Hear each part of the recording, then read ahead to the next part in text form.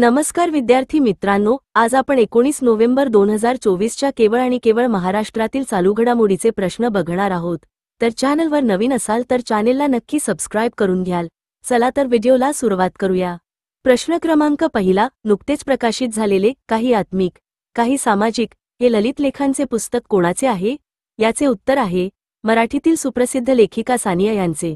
प्रश्न क्रमांक दुसरा, जमनालाल बजाज पुरस्कार 2024 परदेशात गांधीजींच्या तत्वांच्या प्रचारासाठी कोणाला देण्यात आला?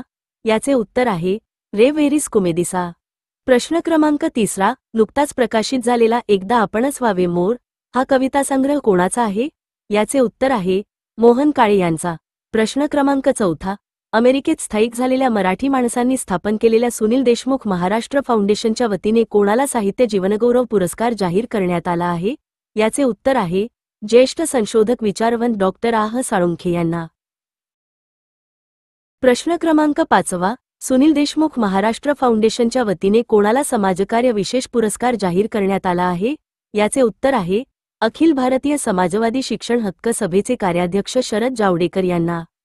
मित्रांनो, तर हे होते महाराष्ट्र राज्याची संबंधित 5 चालू घडामोडीचे प्रश्न।